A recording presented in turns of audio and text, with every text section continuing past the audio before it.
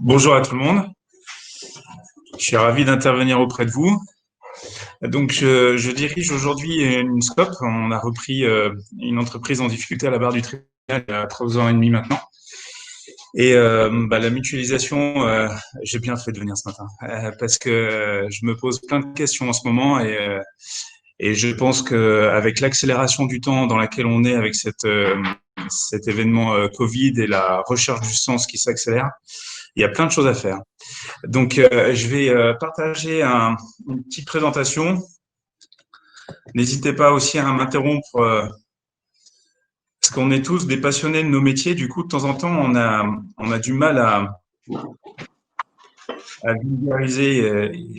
N'hésitez pas à m'interrompre. Il y a des choses qui sont pas claires.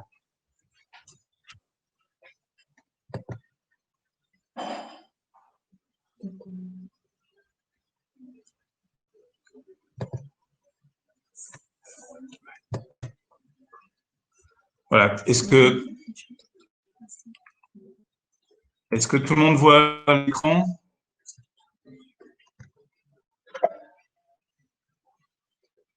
OK. Pardon. Je vais attaquer tout de suite avec notre périmètre d'action. Donc, nous, notre raison d'être, c'est de faciliter le marketing, la communication marketing pour nos clients. Et généralement, ils nous appellent parce qu'ils souhaitent prospecter ou fidéliser ou parce qu'ils se cassent la tête pour la gestion de leur campagne de communication marketing. Donc, on a développé depuis les années 2000 des solutions web pour les aider à piloter. Et du coup, quand j'ai échangé avec Hervé et qu'on est rentré un peu dans le détail de notre périmètre d'action, on s'est dit qu'il y avait des complémentarités assez fortes dans les différents savoir-faire historiques que l'on a dans l'entreprise. Parce que si je prends la partie prospecter, on va parler de data broking, donc c'est la capacité à aller chercher de la donnée pour enrichir éventuellement la connaissance client que l'on a déjà. Il y a aussi la partie qu'on appelle data quality. Ça veut dire quoi? Ça veut dire nettoyer la donnée, l'optimiser pour la transformer de la façon la plus efficiente possible. Et bien sûr, on va aussi parler d'enrichissement puisqu'on peut rajouter des informations auxquelles on n'a peut-être pas forcément accès. Donc là, j'ai vu une complémentarité assez forte avec peut-être le pool imprimeur, parce que ben oui, je pense qu'on voit la nécessité d'aller vers de la personnalisation. Quand j'entendais l'histoire le challenge de produire 5000 livres différents, moi je me suis dit mais il faut que ces livres, en plus d'être différents, il faut qu'ils soient personnalisés. Euh, donc la personnalisation, et ça c'est notre métier, et la gestion de la donnée pour arriver à faire ça, c'est quelque chose qu'on pratique tous les jours. La partie coordination, donc là on fait appel à des notions de web service, donc on a des compétences informatiques. Ce qui veut dire qu'on a développé des plateformes web que l'on met à disposition de nos clients pour qu'ils puissent déclencher des campagnes de communication marketing. Et on a fait évoluer l'outil, j'en parlerai un peu plus tard, pour le rendre encore plus agile et encore plus connecté à la data et au comportement des clients de nos clients avec des logiques de marketing automation. Si je prends le pavé du bas, donc on fait appel à de la fabrication parce qu'on travaille avec des partenaires imprimeurs, bien sûr. Et puis l'autre volet, c'est le cross-canal. Pourquoi c'est important pour nous? Parce qu'on est convaincu que être en capacité de maîtriser opérationnellement différents canaux rend la campagne la plus efficace possible, parce qu'elle forcément elle va avoir du sens auprès du destinataire, parce qu'on va lui parler avec le média avec lequel il a l'habitude de réagir. Et si je rentre un peu dans le détail, donc au niveau de la data, il y a plusieurs zones, je pense, de mutualisation possible sur le fait de garantir donc la qualité de la connaissance client, c'est-à-dire la capacité à venir identifier les meilleurs prospects. C'est ce qu'on appelle les plans médias fichiers. Ça veut dire qu'en fonction de critères de sélection, on est en mesure de proposer des fichiers de prospection pour développer le chiffre d'affaires de nos clients. On fait bien sûr de la location, plus principalement de la location. L'achat, ça se fait de plus en plus rarement. En tout cas, il y a il peut y avoir des techniques si on veut devenir propriétaire, mais on peut pas faire ça n'importe comment, pardon, RGPD oblige. Et puis, on est en partenariat avec un des gros acteurs nationaux qui détient une méga base et qui utilise en fait nos outils pour nettoyer les données en permanence et les proposer, du coup, de proposer de la donnée fraîche, entre guillemets, en temps réel à différents clients. On a fait le choix de garder, nous, des outils qui ont été développés en interne pour donc faire ce nettoyage de fichiers. C'est ce qu'on appelle la RNVP. Pourquoi la RNVP? Parce que lorsque la communication de marketing de masse a démarré, bien sûr, c'était le canal papier. Et pour éviter de payer du timbre sur une enveloppe qui n'arriverait jamais, il fallait à tout prix nettoyer les fichiers. Et donc RNVP, ça veut dire restructurer le nom, la ville, le prénom, toute l'adresse postale. Donc on a des outils qui sont développés en interne, qu'on peut adapter en fonction des exigences clients. Si je prends un client bancaire, il va pas avoir les mêmes exigences qu'un client comme Woozoo, qui est très attaché à des titres très hétéroclites et qui vient nous chercher du coup sur des applications spécifiques de RNVP.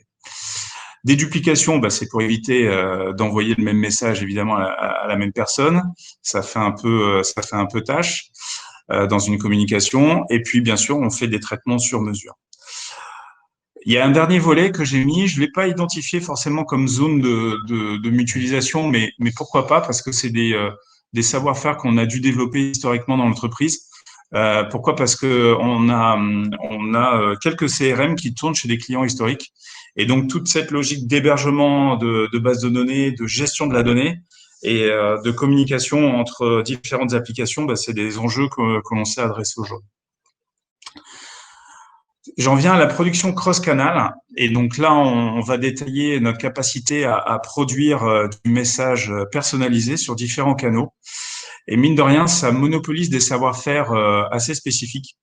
En fait, il faut déjà savoir récupérer de la donnée, massivement, savoir l'ordonnancer pour pouvoir la traiter correctement, encore une fois en respectant bien sûr le RGPD. Gérer de la donnée variable, mine de rien, il faut avoir des équipements informatiques, des logiciels bien spécifiques. Et puis ensuite, on vient rajouter une couche de compétences qui s'appelle la personnalisation. Ça veut dire récupérer des éléments fixes et des éléments variables et combiner tout ça pour déclencher des flux de production.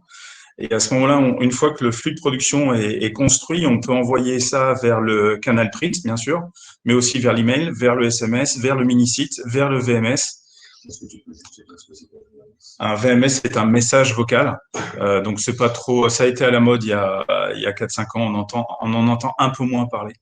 Mais bon, ça peut être un canal. On peut très bien imaginer de générer des prints qui arrivent aussi sur un centre d'appel téléphonique. Ça peut très bien s'imaginer. Et là, il y a des synergies évidemment possibles avec les métiers d'imprimeur, puisque vers de la donnée, la gestion de la donnée personnalisée, ça peut être un enjeu stratégique pour ce métier-là. Et on peut très bien imaginer que Cifea traite de la donnée et génère des flux chez des acteurs qui sont équipés de presse numérique. Bien sûr, des complémentarités agences, puisque nous, on n'a pas vocation à intervenir dans la stratégie du client en termes de créativité et de définition du fond et du message. Mais on est vraiment des acteurs pour faciliter comment envoyer. On est vraiment sur le comment diffuser le message marketing. Les web facilities maintenant, donc je le disais, c'est des outils qu'on a développés depuis les années 2000. Donc on a une assez bonne expérience dans la gestion de ce type de projet, qui est assez particulier parce qu'on vient chez les clients, on vient chatouiller l'informatique, on chatouille bien sûr le marketing, et puis on vient chatouiller chez différents métiers dans l'entreprise. Et du coup, c'est un mode de gestion de projet qui est assez spécifique. On a démarré donc avec des outils de commande d'opérations en ligne. En fait, c'est des outils en marque blanche. L'utilisateur arrive sur une page web et il n'a même pas conscience qu'il est chez Cifea. Il arrive devant une bibliothèque de campagnes de communication. Il a la possibilité de sélectionner des données, il choisit sa campagne. Il choisit le budget, la date à laquelle il va envoyer. Nous, ça massifie des flux qu'on vient récupérer, qu'on vient produire. Et on vient déclencher comme ça des micro-opérations qui, pour nous, deviennent, au lieu de X opérations de 50 ou de 1000 exemplaires, ben, des opérations de 10 000, qui sont bien sûr, en termes d'industrie, beaucoup plus faciles à traiter. L'évolution naturelle de cette solution, ça a été d'aller vers le marketing automation. Donc je vais pas trop en parler maintenant parce que j'ai une partie de mon propos qui zoome là-dessus. Et je termine du coup avec les outils sur mesure parce qu'on s'est rendu compte que comme on avait cette capacité à générer des plateformes, on a certains de nos clients qui nous ont dit ah ouais, moi j'ai besoin d'un outil. Si j'en parle à ma DSI, ils vont mettre 6 ans pour me le sortir, ils vont m'expliquer à longueur de journée que c'est impossible. Est-ce que vous faites ce genre de choses? Et en fait, alors c'est vraiment des marchés de niche chez quelques clients un peu stratégiques pour nous, où on vient développer des solutions customisées qui, tout à terme, déclenchent de la communication. Et là, on intervient dans différents domaines, dont le domaine bancaire. Et c'est pas rien parce qu'il y a des enjeux sécurité informatique qui sont extrêmement dans ce secteur. Je sais pas s'il y a des questions, sinon j'enchaîne. Donc, je continue rapidement avec la présentation de l'entreprise. Donc, quelques labels pour nous situer. Donc, on est à Imprime Vert depuis quelques années, ce qui paraissait logique pour nous. Charte SNCD, pourquoi? Parce que c'est le syndicat national de la communication marketing. Donc, c'était intéressant pour nous de rester présent dans ce secteur. Et ils ont développé une charte avec un certain nombre de valeurs. Et étant Scope avec un mode de gouvernance un peu particulier, c'était assez facile de répondre positivement à ça. On a profité aussi de ce syndicat pour obtenir un label plutôt RGPD, c'est le Privacy Protection Pact que vous voyez. Et puis le SNA, pourquoi? Parce que tous les outils dont je parlais de nettoyage de la data, eh bien, ils sont certifiés par le SNA tous les ans pour garantir la bonne efficacité de cette informatique. Et pour montrer que c'est pas n'importe quoi, donc on a un joli site de production situé en Haute-Savoie. Et vous avez là dans cette page-là, on est équipé de machines numériques exclusivement. Hein. On est uniquement sur des moteurs numériques. Là, on voit une feuille à feuille en haut à droite, mais on a aussi des équipements bobines pour faire de la couleur ou de l'impression noire. Nous, notre métier, c'est vraiment personnalisé. Donc, ça veut dire qu'on peut imaginer de faire une campagne de 100 000 exemplaires à partir de bobines avec des éléments full variables à 100%. Et puis après, vous avez des images de machines de mise sous pli parce que, oui, une fois qu'on est dans le canal print, il faut pouvoir constituer le pli et l'envoyer dans le flux postal.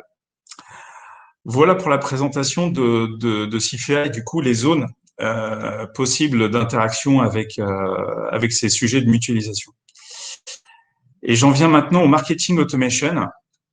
Alors, c'est important de se remettre un peu dans le contexte de la communication dans notre marché.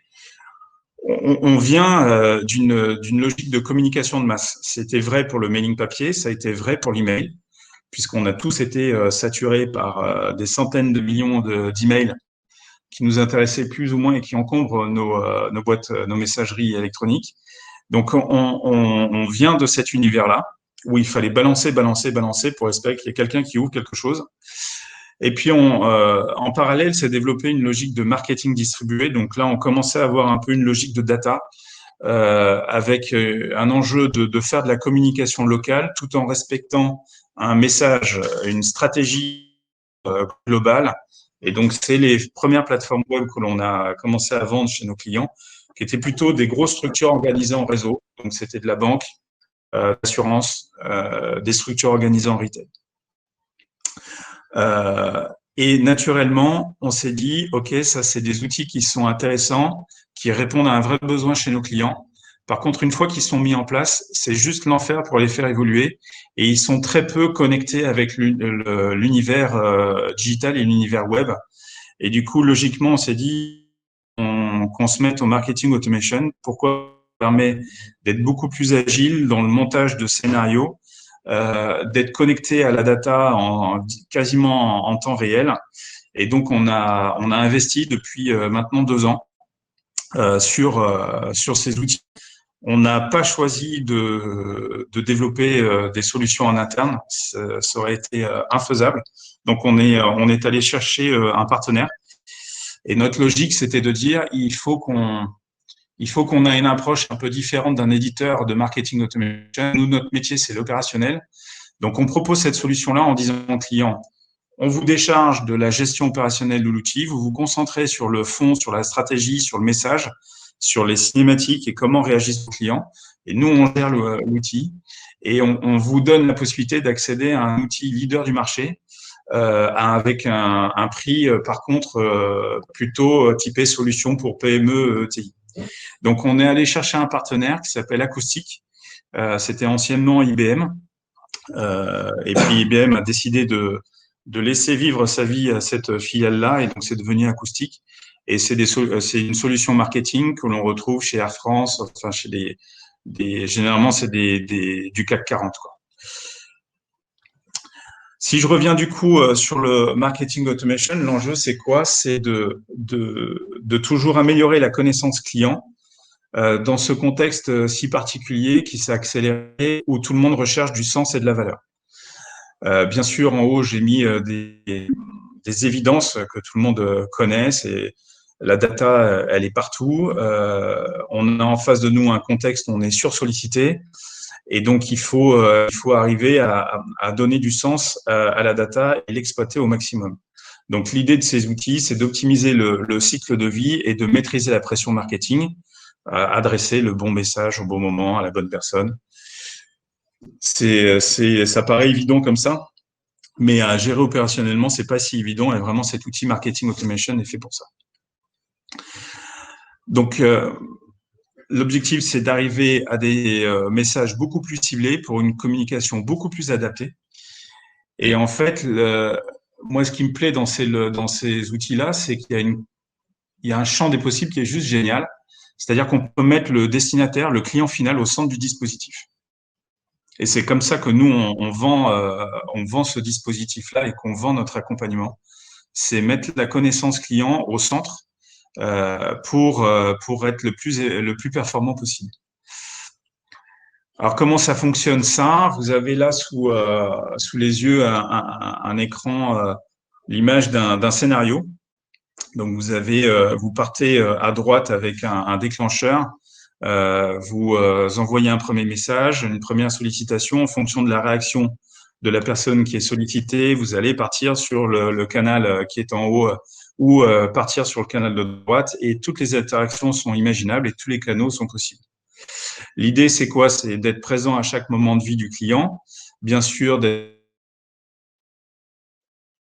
en capacité de récompenser lorsqu'on est fidèle ou même lorsqu'on sent qu'il va décrocher complètement, et d'être le plus connecté à ses centres d'intérêt, au véritable sens qu'il attend de la communication marketing de sa marque.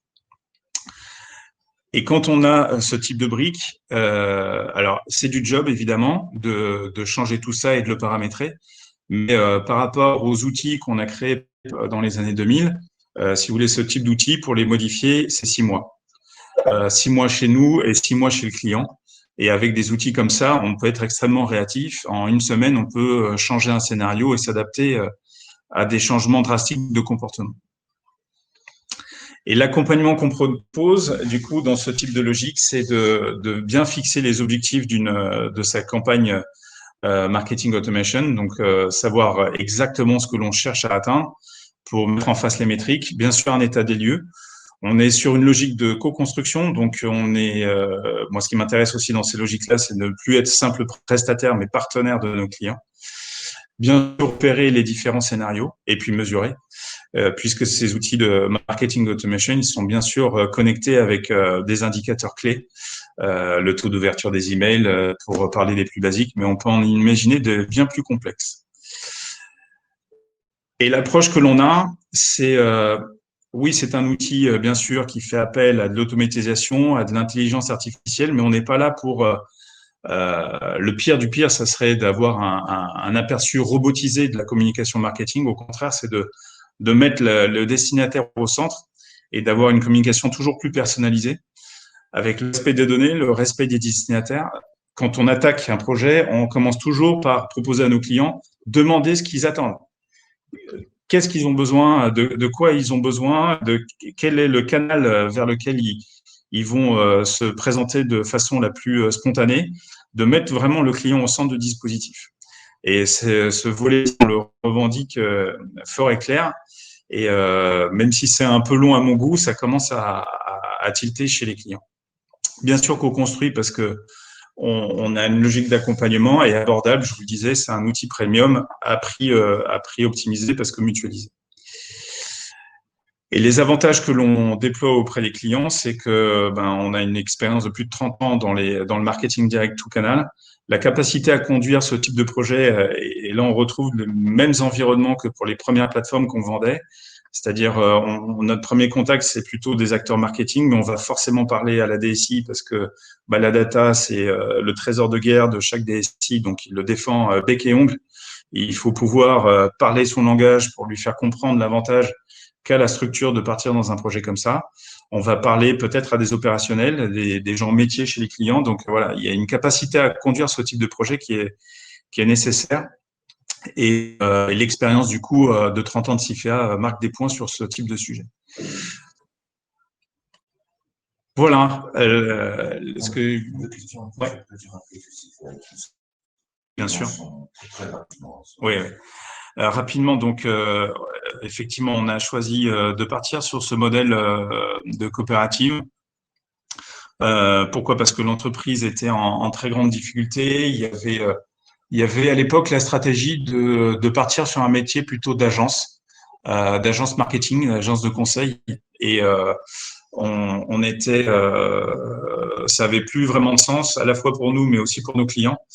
Et du coup, l'entreprise étant tellement en difficulté, elle est passée devant le tribunal de commerce et du coup, on en a profité pour reprendre l'entreprise à la barre du tribunal et monter ce projet-là. Et donc aujourd'hui, une coopérative de personnes avec 75% des salariés qui sont associés. Avec, j'entendais mon collègue de l'imprimerie des Sucs avec le même parcours, hein, difficile de faire prendre conscience à tout le monde quel est son rôle. Rien que déjà aux administrateurs, c'est quelque chose qui n'est pas évident. Et c'est quelque chose sur lequel on travaille toujours. Moi, je travaille toujours. Donc voilà notre parcours. Et vraiment, je suis très content d'être avec vous ce matin parce que cette logique de mutualisation, elle est juste vitale. Elle est juste vitale et je serais ravi de pouvoir enclencher des discussions concrètes sur des synergies possibles.